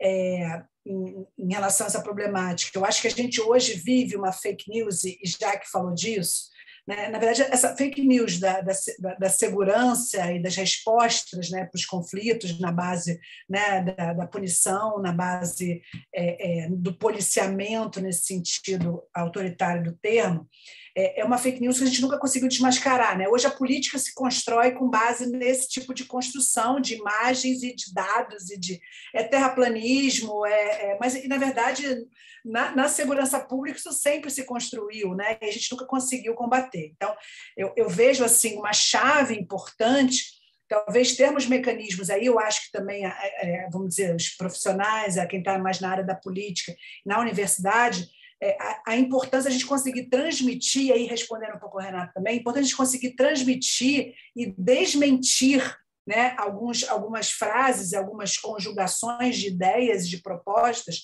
mostrando por que isso não resolve. E isso eu tenho tentado fazer, inclusive dentro do campo da esquerda. Porque muitas vezes a gente vê os políticos na esquerda reproduzindo essas frases. Isso eu fico para morrer, e eu fico assim... Não pode, sabe? Assim, tipo, olha só, para aqui, não vamos comunicar isso, não, vamos resolver aqui internamente. Então, eu acho também que a gente precisa, esse é o momento, 2022, eu comecei a promover um debate recente, depois até a gente fez um curso, eu e o Paulo Teixeira, sobre segurança pública e maconha, com esses termos mesmo para provocar. Então, a gente falou de drogas, racismo, encarceramento, maconha, incluindo medicinal, e segurança pública. E da importância da gente pensar até do que estamos falando de segurança pública na esquerda. E aí não é, talvez, menos por se diferenciar da direita e mais para dizer, bom, como é que nós podemos responder à altura das demandas sociais, das críticas que estão acontecendo. Porque o risco que a gente corre hoje, em 2022, é uma reprodução do bonde que passou e a gente perdeu durante os governos petistas, né? E vai continuar perdendo, Lu. Me desculpa, vai continuar perdendo. Eu sei, mas a gente tem que apostar que precisa reduzir os danos. Eu fiz um debate com o Luiz Eduardo o Cardoso, né? Não é Luiz Eduardo, não, é Luiz... Zé Eduardo. Zé Eduardo Cardoso. que ele fez uma autocrítica, ele falou toda a questão, inclusive o debate chegou na ideia da Força Nacional, depois a gente precisa até retomar essa história. Mas, enfim, assim, mas no médio prazo, que é o que nós estamos falando agora, no sentido de 2022, talvez quase curto prazo, né? O que é possível de ser feito? Né? E eu penso que essa questão da informação, de você conseguir transmitir uma informação e desmascarar esses fake news é urgente. Para a gente conseguir, Renata, trabalhar essas ideias, governança democrática, accountability, controle, e não se deixar, e aí também usando uma expressão que você utilizou, não nos tornarmos refém de uma estrutura de repetição de discurso e que alimenta a política de uma forma muito perversa. Então, assim, é um pouco chamar junto. Me desculpa aqui interromper, mas para isso é preciso romper com modismos de ocasião. Sim. Correto? O que nós assistimos nesse campo, tá? Por exemplo, a discussão da governança, nós começamos a fazer isso tem 15 anos. A construção de accountability, escrito em espanhol, português, com uma produção sobre isso, é de 2008. Eu estou em 2021. Olha como... porque ficou secundado, não era importante, era mais importante brincar de soldadinho de chumbo e favela. Tá certo? Então, nós estamos chamando a atenção que, como a gente está lidando com moralidade, e medo não se adia, e a exploração do medo, o aparelhamento, o marketing do terror, o agravamento do medo, ele encolhe, né? Ele encolhe a temporalidade, fazendo com que as pessoas passem a atuar e pensar no imediato, né? Na precarização de sua vida. Tá certo? Então, é isso que nós temos que pensar, porque, na verdade, as ofertas que são feitas... Eu posso dizer que eu participei de todos os planos de segurança sendo ouvida, de Fernando Henrique para cá. Boa parte deles não fica de pé. As propostas são cada vez mais megalomas, dissociadas. Quer ver uma coisa? Aqui se falou de desfinanciamento de polícia. Eu vou dar um exemplo muito claro. Minneapolis, são 1.300 fulanos. É o tamanho daquela polícia. 1. 2. Ela abre o site dela com uma citação de Angela Davis. 3. Toda política de uso da força, que é o que controla a ação coercitiva ou restritiva de liberdade, qual o nome que as pessoas queiram, está publicada, porque é isso. Se você não publicou, você tem a apropriação privatista do recurso coercitivo, que é o que exerce governo, o que produz governança, criminal ou não. Tá certo? Terceiro, por que aqueles policiais foram presos? Porque desde 2000, vamos aterrissar, né? A imobilização defensiva pelo pescoço é crime, porque ela é escalada de força, porque isso aqui é uma área sensível para a cirurgia reparadora. Ponto, dados objetivos. Segundo ponto, desfinanciamento. A primeira onda de desfinanciamento foi nos anos 70, quando se rompeu com vacas sagradas que todo mundo aqui boviniza. Vamos nós, policiamento preventivo. A polícia não previne crime nenhum, já temos 40 anos, 50 anos que sabemos disso. Ela atua. O efeito preventivo de polícia é acumulado, não existe em si. Se você atribuir à polícia a ação em si de prevenção, você acabou de produzir um discurso epidemiológico e matar é preventivo, sabe? É matar a semente do mal. Então, 1. 2. Tem um conjunto de conclusões, de pesquisas derivadas desse processo de entender por que as polícias americanas, e são mais de 20 mil, torraram dinheiro do município, chantageando pós-guerra do Vietnã, sem produzir o efeito. Então, aqui a gente tem uma mística, porque a gente não mede. Então, a gente acha que o efeito... Por exemplo, a ação ostensiva de polícia tem um impacto indireto na redução de homicídios. Tá certo? No entanto, e o homicídio doméstico, violência com Maria da Penha? Esse não, porque esse tem intencionalidade deliberada conhecida. Coisas desse tipo. Todo mundo apostou nos modismos de ocasião. Entendeu? Aqui, boa prática de segurança é aquela que os amigos, os colegas, as pessoas, gente boa, dizem que é boa. Tá certo? Né? Então, tem que deixar claro, por exemplo, eu estava citando, então, o desfinanciamento veio disso, mas não foi um desfinanciamento, significou uma remodelagem das organizações policiais e da alocação de recursos de polícia. Agora, o desfinanciamento lá, as pessoas esquecem que aquela polícia já está em reforma antes do George Floyd. Primeiro ponto. Segundo, o que se reduziu de 20% a 30% era dinheiro do mundo privado, porque as polícias americanas prestam serviço, entendeu? Para a universidade, porque a polícia da universidade não é a polícia local. Os mandatos são muito diminuídos, porque eles não são trouxas. Eles viveram uma guerra civil de verdade e aprenderam a lição com o mundo inglês, de onde eles saíram. Você não pode ter monopólio do uso da força. Você não pode ter monopólio de polícia em território algum. Coisa que aqui a gente quer unificação. As pessoas defendem coisas que elas não sabem pôr de pé. E tem 35 anos. Então, é muito sério. Desculpa te interromper, mas... você entendeu? Então, as propostas aqui, a gambiarra da Força Nacional, que virou uma gambiarra, um anitorrinco, a serviço de lógicas internas para brigar com o exército do outro e distribuir recursos. Não era essa a razão de ser, que é uma ação federativa. E multiplicando, e eu vejo gente querendo retomar, criar uma guarda nacional. como se houvesse pronta resposta num território do tamanho do Brasil, com 200 milhões. Se você empregar a Força Nacional em 2 estados, ela acerta porcaria nenhuma, ela não controla nem o tamanho de Copacabana. Vamos fazer conta, vamos aterrissar. Quer dizer, eu não estou dizendo que você não está fazendo isso, eu estou dizendo que a gente tem que sair da abstração do viajar na maionese e olhar para a realidade. As UPPs, eu cansei de informar que elas eram unidades militares destacadas de policiamento, que elas eram um modelo importado, não problema nenhum, das PKO, né, de Peacekeeping Operation, missões de paz da ONU. Não tem prazo de validade, você não tem como sustentar uma razão 100 habitantes de polícia em lugar nenhum. Tá certo? Porque você imobiliza a logística, a polícia é logística em movimento, são coisas básicas de organização de larga escala. Certo? Logística, tática, estratégia, política, tudo isso, para poder produzir a tal da governança que está lá, modelo para vocês lerem lá, se acharem divertido, o Renato publicou. Tá certo? Então, essa discussão que não é gerencialismo, não é técnica de gestão, como a gente reduz aqui o tecnicismo, para dissolver a autoria, para dissolver a política, a responsabilização individual e de grupo de políticos. Tá certo? Então, olha bem, essas coisas estão aqui, concordo com o Renato, não falta acervo, não falta competência técnica, tem um problema de disputa, tá? E muitas das vezes de impostura, sim. Tá certo? Então, a primeira onda de desinvestimento é porque os municípios não tinham mais como pagar precatório nenhum, nada, porque o financiamento é municipal. Correto? Ou de condado, primeira coisa. Segundo, boa parte dos recursos são privados. Né? Então, coisas que a gente fala, desfinanciar como, cara pálida, da onde, de que maneira, qual foi o impacto sobre o orçamento público. Aí eu estou discutindo para valer. Como foi a desmilitarização em tal lugar? Porque a Europa se remilitarizou depois do 11 de setembro. E o que é remilitarizar? Não é criar unidades táticas com roupinha militar. É você ter uma política de construção de enfrentamento, que não tem a ver com modelagem organizacional militar. Que a gente confunde. Eu só vou fechar. Aqui a gente confunde desenho organizacional militar, a Gendarmeria militar, a Guarda Civil Espanhola é militar, correto? Eu não estou defendendo o modelo militar, eu estou mostrando que a ausência, quando você oculta a transparência, oculta processo decisório, tá, de quem tem arma na mão, de quem não se adia, né? Em que o poder não se adia, o medo não se adia, o resultado é esse construído. Não tem nada aqui que seja produto da desinteligência.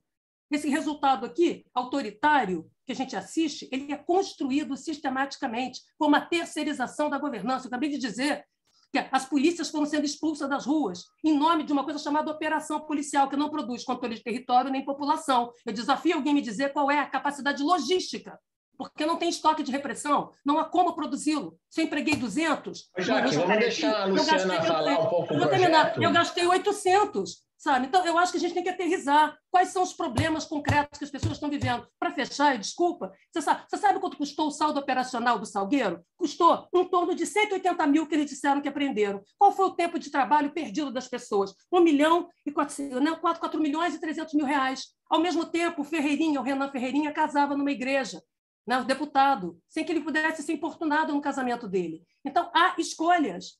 A seletividade. Mas então, Jaque, o que eu estou falando é que esse debate não está nem dentro da esquerda. A gente não consegue acessar. O que há é uma adesão a um populismo que impede e absolutamente interdita qualquer outro debate que saia de um determinado mainstream que está estabelecido a partir, né, dos limites que a própria política na esquerda se impõe, né, e que não permite nem a gente se diferenciar da direita em relação a, no mínimo, ter uma política baseada em evidências, baseada em experiências, baseadas em estudos e pesquisas e dados empíricos. Então, assim, eu estou falando aqui da disputa de sentido, de como é que a gente pode traduzir isso tudo que você está trazendo aqui, que eu concordo com você, como é que a gente pode trazer isso para o debate político para fazer disputa na sociedade, mas também fazer disputa dentro dos partidos. Porque o que acaba acontecendo, eu vou dizer disso do meu partido, que tem 10 deputados federais, tem divergências muitas vezes dentro da bancada. De um lado, e o PT e outros também têm isso.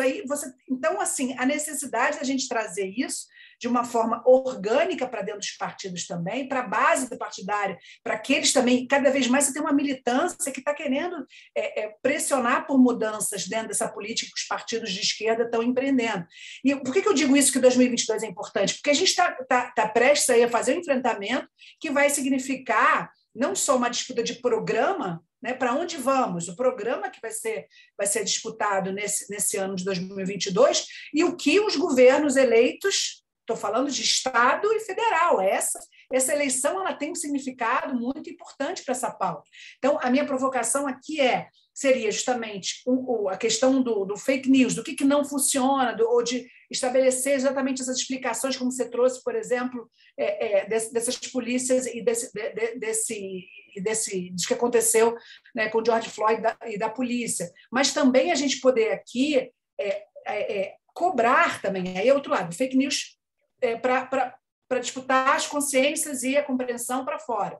E, ao mesmo tempo, um trabalho interno à esquerda, que eu acho que qual é a segurança pública, que projeto de segurança pública nós vamos construir para a esquerda? Até onde vamos? E para isso, a gente precisa cobrar também nesses partidos. E cobrar nesse sentido que você está falando.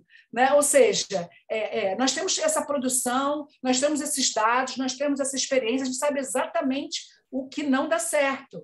Então, pelo menos, tirar da pauta o que não dá certo já seria um avanço enorme, imenso. Então, assim, só dizendo que eu estou provocando nesse sentido, do que a gente pode nesse... E eu acho que eu estou mais política do que acadêmica atualmente, porque eu fico pensando assim, o que nesse ano dá para fazer? Porque política também é isso, né? É um pouco você dar a resposta de uma conjuntura, de uma demanda, e você vê o tempo que você tem para cada avanço que você vai conseguir, né? Então, mas eu acho que ainda temos... Eu vou distribuir para vocês. Gente, posso só falar um pouquinho, o mediador aqui? Só uma coisa, vocês estão vendo o exemplo de como a esquerda tem dificuldade de controle, são 3,5, eu não consegui organizar nada com o mediador, perdi o controle total, virou uma completa anomia aqui a mediação. São 3,5. Eu queria, para a conclusão, para a gente ir para a conclusão e direcionar para uma pergunta final, para a gente concluir, vai ter que ser breve mesmo, porque a gente está no limite aqui. Eu acho que 2022 vai ser importantíssimo, como a Luciana falou, como a Jaque, como o Renato tem falado agora, mas é muito importante para o Rio de Janeiro. Me parece, eu não sei, talvez esteja sendo ingênuo, que existe uma possibilidade real de Marcelo Freixo ser eleito governador do Rio. Ele está na frente das pesquisas, de fato, uma disputa que envolve civilização versus barbárie, eu acho que muita gente já percebeu isso, de alguma forma houve uma certa compreensão do problema institucional e de governança territorial que o Rio de Janeiro está vivendo. Então, o que eu queria perguntar para vocês é o seguinte, vamos supor que eu fosse um eleitor e vocês fossem o marqueteiro do Marcelo Freixo. E vocês teriam que falar, olha, você tem 2 minutos para convencer os caras. E qual é o discurso que ele tem que ter? Como é que ele vai precisar? O que ele vai precisar falar em 2022 para ser eleito? Como é que vai se colocar essa proposta de segurança pública de um candidato de esquerda com reais condições, que vai ter desafios imensos, mas que tem reais condições de ser eleito? Eu peço brevidade, porque realmente a gente vai... São 3h28, a gente vai até as 3h40 aqui. A primeira é mudar o slogan, que é muito ruim. Então, a primeira coisa, o slogan é péssimo. Segundo, como professor, que ele eu sou, Renato, todos aqui são, nós temos um mau hábito, né, no ato da fala, né, dar pito. Né, porque a coisa de chamar a atenção, no senso comum, se traduz num pito. Né? E não é assim, a gente não está aqui para dar lição em ninguém. Né? Então, essa primeira coisa, tem um tom. O tom, a postura, tudo isso é importante. Né, para ser convincente. Segundo, tem que ultrapassar o subúrbio do Rio de Janeiro, da Zona Sul, que é o catete. Esse discurso tem que chegar nas periferias. E qualquer um que está lá embaixo sabe que as coisas precisam funcionar. O Rio não tem mais jeito, alguma coisa tem que ser feita, qualquer coisa, de qualquer maneira, por qualquer um. Essa construção vem assim há 35 anos de idade. Né? Aliás, mais que isso, desde Marcelo de Alencar. Correto? Então, o sujeito que está ali, ele quer que as coisas funcionem. Segurança, como eu falei, é mobilidade socioespacial. É só isso. E exatamente isso. É mobilidade translocal em larga escala, de pessoas, mercadorias, valores, ideias, bens, serviços. Tá certo? É isto que é segurança. O resto, as pessoas podem dizer o que elas bem entendem, elas não vão conseguir colocar de pé. Então, o sujeito que sai lá do Alemão, ele tem que conseguir chegar no centro da cidade sem perder o celular, correto? Sem ser esculachado no ônibus, porque 3 dias de trabalho, os 4 milhões que eu te falei, é porque são 3 dias de trabalho e não consta na CLT. Eu diria, olha, não consta na CLT, desculpa para tiroteio. O sujeito debaixo do tiroteio, Palmeiras, onde foi a chacina, são 4 quilômetros de distância até a rodovia para pegar um ônibus e passando debaixo de tiro para atender a patroa, certo? Então, tem uma coisa chamada mobilidade espacial e social. correto? É disso que se trata. Para isso, tem que suspender tiroteio, porque eu aqui assisto tiroteio no reality show. O Dona Marta está aqui e um tiro de fuzil tem 1 quilômetro. Aliás, eu quebrei o pé meio que fugindo de uma situação de violência, correto? Tá? Me desviando, tá certo? Então, tem 1 quilômetro de tiro, sabe? É isso que as pessoas experimentam. A favela tem medo de sobrar. A classe média, medo de morrer, porque na favela morrer já está dado, né? O sujeito, hoje, as pessoas do Jacarezinho estão juntando dinheiro para enterrar seu morto. -1 para o crime de um lado, -1 para ajudar a família do outro. Então, o que o sujeito quer? A segurança é horizonte. Sabe qual é a frase da Jaqueline? Segurança é abundância de futuro, é horizonte, é avenida, por onde a infraestrutura social, por onde os direitos, né, tudo que você tem direito, né, desfila. Tá certo? Essa é a primeira coisa. Segundo, então, tem que ter controle dessa mobilidade, controlar desempenho, controlar a polícia. A polícia foi tomada de assalto. Quero a polícia de volta, a polícia é minha. Foi tomada de assalto por grupelhos, para fins particulares, econômicos, altamente lucrativos. Está todo mundo se dando bem. Tá certo? Vamos estabelecer que a DPF funcionou porque ela apertou os parafusos certos. Que parafusos são esses? Parafusos altamente moderados e conservadores, que é o controle do uso potencial concreto de força. Tá certo? Naquilo que é essencial, naquilo que tem a ver com a excepcionalidade, com o estado da arte da ação policial. Correto? Então, tem um conjunto de coisas práticas. Eu vou mostrar. Olha aqui, gente, para policiar, isso aqui é de 2002, tá? Eu quero saber como eu estou sendo policiado. Os procedimentos são transparentes. Ele é o policiômetro que distingue o dedo nervoso do dedo profissional. Qualquer policial sabe disso. Aliás, eu falo sobre desempenho de polícia para polícia. Ao contrário, eles querem se distinguir. Então, há um conjunto de coisas. Tem que reconstruir a Secretaria de Segurança Pública, que virou uma delegacia estadual de segurança pública e foi destruída. Freixo ainda não fala nada disso. Parece que vai desviar desse assunto porque causa mal-estar nas duas polícias. Correto? Então, ele está reconhecendo que as duas polícias são governos autônomos. Ou são duas polícias? É a corporação, são indivíduos ou é a institucionalidade? Tem que lembrar que o bolsonarismo odeia a polícia, odeia a Força Armada. Eles querem indivíduos avulsos, eles querem instituições fracas para sujeitos fortes se locupletando. Os 18 milhões que o Renato falou não permitem ganhar uma eleição. Elege senador. Tá certo? Agora, nenhuma polícia é a coluna prestes do mal vagando pela BR-101, né, decepando as pessoas. Isso é um ilusionismo que fez mal à saúde. A gente tem que explicar que a caneta do governador tem um conjunto de tintas para controlar um servidor público com matrícula, sabe? Que é arrimo de família. A morte de um policial é palanque eleitoral. Cada morte de policial é mais um palanque. Quem é o policial do Rio de Janeiro? Um preto pobre que mora longe. É a polícia mais negra do país. Tá certo? Ganha da de Salvador, da Bahia. Tá certo? Então, tem um conjunto de coisas ao alcance da mão. Isso aqui é como eu policio. Sabe o que é isso aqui? Uma cartilha. O que é blitz? Outra coisa, eu diria, se vocês sabiam, gente, que existem 3 protocolos de operação policial no Rio de Janeiro, uma da PEMERG, outra da Secretaria de Segurança e outra da Polícia Civil? Eles existem, foram produzidos pela polícia, sim, por exigência do movimento de favelas, dos pareceristas da Ação Civil da Maré, que eu fui, o parecerista DOC também, como eu fui amigo escura da DPF, do Ministério Público e da Defensoria. Se os protocolos são ocultos, você não tem como medir, não tem o Enem de polícia, não tem o policiômetro de polícia, não tem como medir preparo nenhum de ninguém. Tá certo? Então, nós temos que, né, resgatar a institucionalidade da polícia e lembrar que repressão burra, essa que está sendo feita é burra. Burra porque não tem estoque, não consegue se sustentar para além do tempo imediato. Não produz efeito acumulado no tempo e no espaço, gerando escassez, que foi o caso das UPPs. Né? Reduziu o homicídio porque é o Estado que administra a morte. Ninguém desafia o Estado em termos de coercitividade. Como o cidadão comum sabe, ele diz, polícia tem tiro certo, bandido não. Correto? Polícia tem taxada de legalidade para o seu tiro. Por isso, esses discursos aqui, emancipatórios, que não resolvem no imediato, que não dão um horizonte de curto prazo, que confunde a paz social, acesso universal a direitos, com paz civil, que é vamos baixar a bola, esfriar a chapa para que os direitos voltem. Correto? Não cola. O cidadão lá de baixo, ele quer, quem vive exprimido, fechando, na instantaneidade do seu medo, né? Vive sob o tempo social encolhe, você vive prisioneiro do imediato, a solução só pode ser autoritária, percebe? E o seu social fica congelado sem rede social, porque os seus direitos foram precarizados, porque é assim que interessa para que as governanças criminais operem em rede.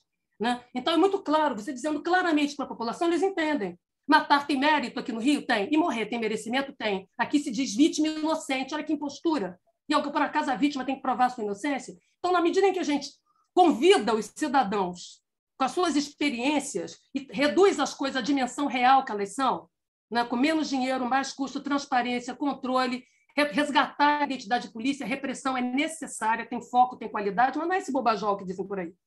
Tá? Então, as pessoas entendem, o policial entende, o cidadão comum entende, porque ambos experimentam a insegurança. Né? Interessa para o policial que ele seja um zumbi de patrulhamento, um morto-vivo com 2 carteiras, a de identidade e a de atestado de óbito, que vai chegar em breve. Né? Agora, para isso, tem que romper com as fantasias eróticas de subordinar as políticas culturais, as políticas universais às razões de segurança. Porque as razões de segurança têm sempre cor, sexo, gênero. Né? Isso. Se a outra parar com a palhaçada, vou ser muito clara, de sabotar os esforços identitários. Né? Porque toda vez que vai se fazer a tal da unidade, frente única, para mim, é roupa de mulher.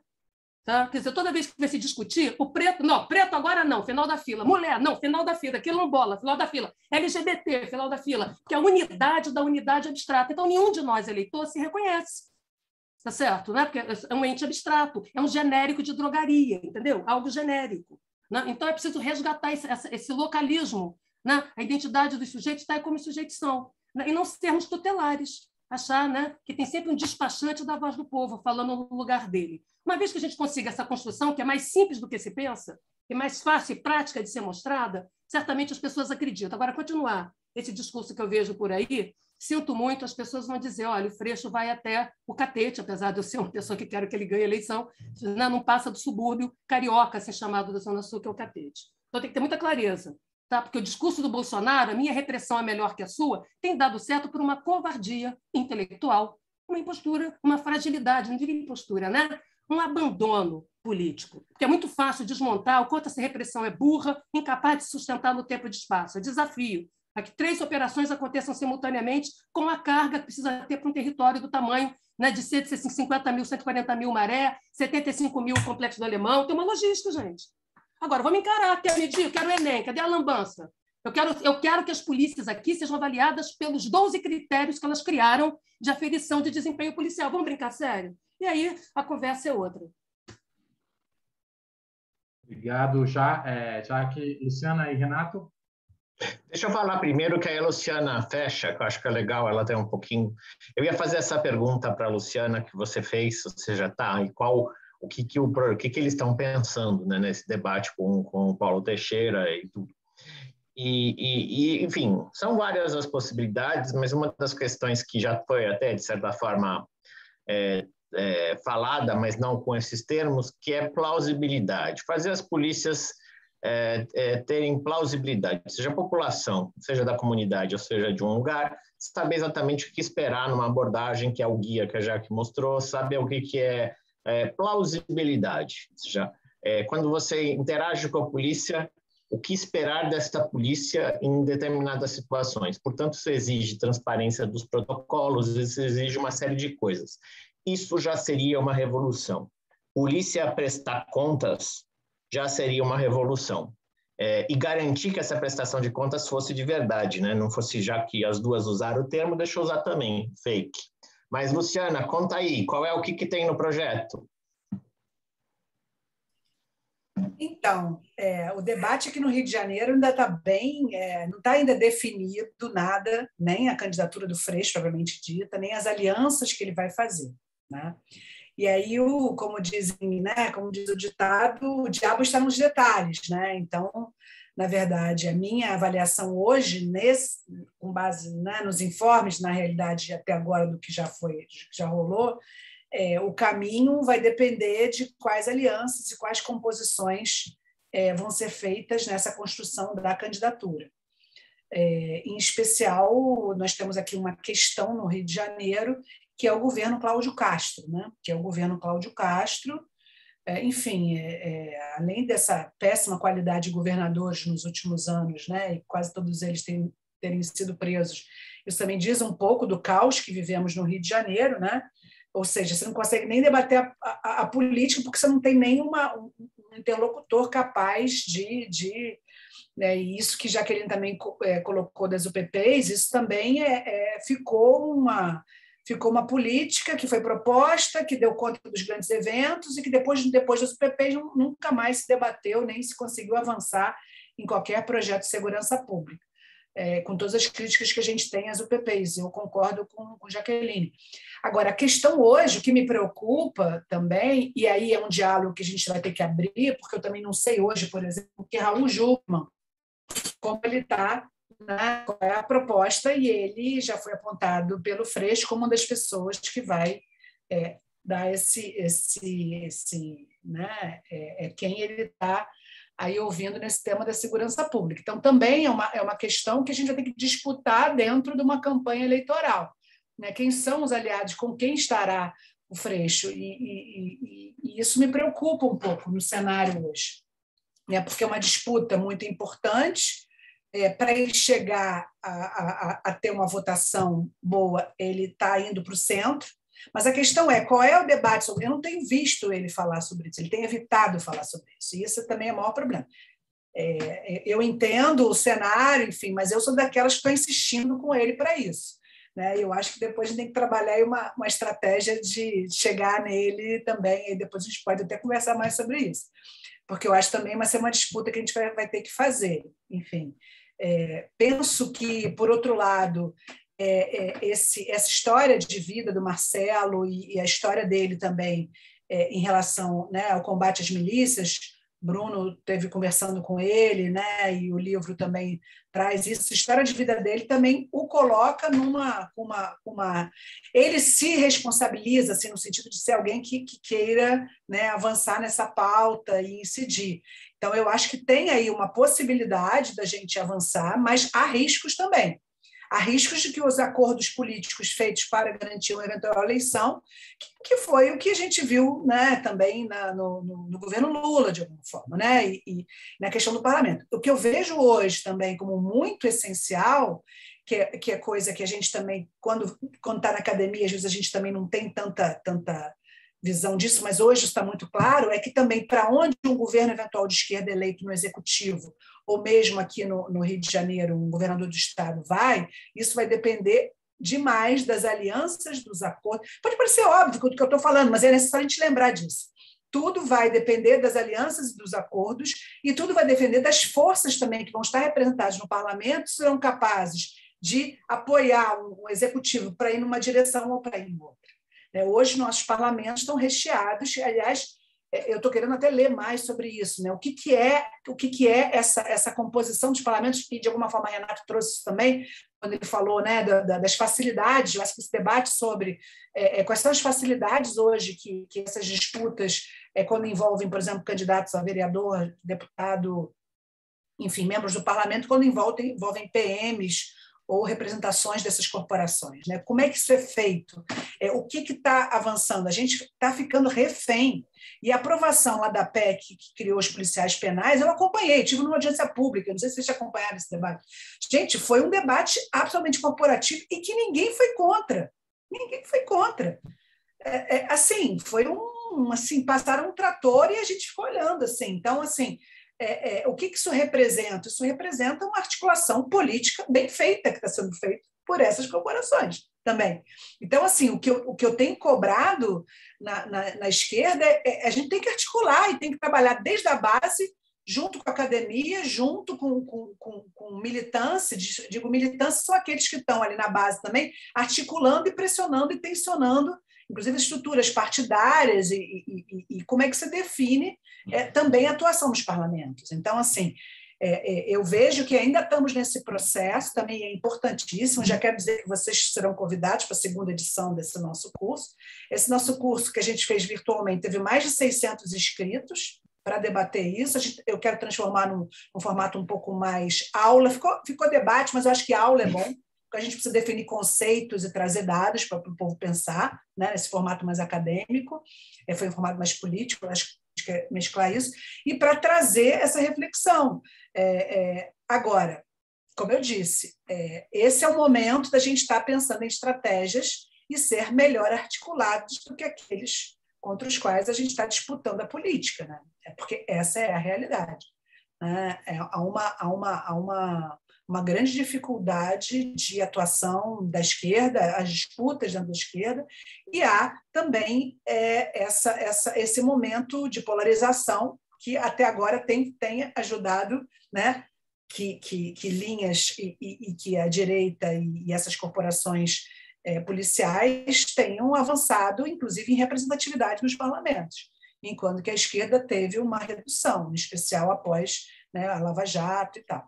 O próprio tema da Lava Jato, por exemplo, né, é um tema que Jaqueline falou também, e é isso, é a polícia hoje sendo instrumentalizada, né, junto com o judiciário. Agora, eu só queria acrescentar, Bruno, antes de devolver, sei que a gente tem que encerrar, eu anotei aqui, eu concordo com a Jaque na questão da DPF, essa nossa política também hoje não tem que pensar judiciário, no que o judiciário pode aí ser...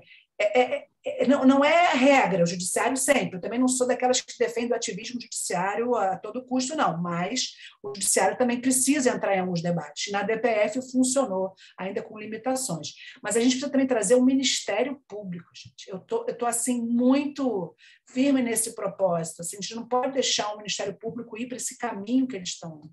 Porque boa parte desses excessos e dessa lógica perversa que é alimentada por uma leniência das instituições no mínimo, nos casos de chacina. Gente, os casos de chacina eram o mínimo que eles tinham que estar atuando, né, para responsabilizar as pessoas e definir a partir daquele acontecimento. A gente, no Brasil, a gente não consegue dizer o nunca mais, né? A gente não consegue dizer o nunca mais. Porque é um histórico de repetições de barbaridades, de um racismo intrínseco nessas instituições que agora estão sendo confrontadas, mas é uma repetição que a gente não consegue nem, tipo assim, olha, essa aqui tem que ser a última e não mais vamos aceitar nada parecido com isso. Por que não? Porque aí é Jacarezinho, agora é Salgueiro e agora é outra. E o que a Jaqueline fala é verdade. As pessoas estão cansadas também disso. Estou te trazendo um dado. Você sabia que a maioria das operações no Rio de Janeiro são programadas? Isso quer dizer que elas atendem a uma demanda interna da própria polícia, do Ministério Público e do Judiciário, e não à urgência de risco de vida, perigo real e incerteza da população. Tá certo? Esse é o primeiro ponto. Okay? Quando ele é programado, isso quer dizer que você tem a prerrogativa do agir. Você montou o churrasco, você montou a festinha, não pode dizer, vamos ali, matar umas pessoas, a gente está desocupado. Não é assim, tá? Então, perceba que, por isso, 1/28. Você tem a prerrogativa do agir, o controle tático do cenário. Segundo, o MP é obrigado a ser informado pela DPF e validar, porque não é tudo que é excepcional, porque a Jaqueline é excepcional, então ela acha que é. Correto? Então, mas por que isso? Esse silêncio, né? Porque também o MP, quando vai visitar a tal da comunidade, entendeu? Porque se chama assim, quando se quer adular, né? Ele também demanda operação policial. Olha que patético. Como o Bodeiro diz assim, não vou não, precisa de operação. Mas foi a operação que matou. Aí o MP, também não vou, tem que ter uma operação com colete para eu entrar. Percebe? Então, esse lugar, né? Eu dou aula como você, dialogo com o MP, mas tem que deixar claro, né, que esses resultados têm assinatura de todo mundo. Aliás, eu escrevi um artigo com o Renato e com a Samira que dizia: a polícia é política em armas. Quando ela atira o governador, atira todo mundo atrás. Essa é a cadeia de responsabilização. Então, você tem toda a razão. Porque o que a gente conseguiu avançar aqui com o Ministério Público, a doutora Gláucia, muitas outras promotoras criando os termos de ajustamento de conduta que até hoje o governo não cumpriu. Como é que é? Né? Também os protocolos que eu citei de operação, se a polícia tivesse seguido o que ela mesma definiu, e acho até que inspirou-se em algumas coisas que eu escrevi, nós não teríamos esses resultados. Então, há como medir metro, quilo, litro, policiômetro. Então, está na hora de convidá-los, sim, porque o MP já teve GAESP, o MP tinha uma estrutura de inteligência, entendeu? Parece que as coisas lá também estão ficando desmontadas, caminhando para esse lado esquisito aí que você está mencionando.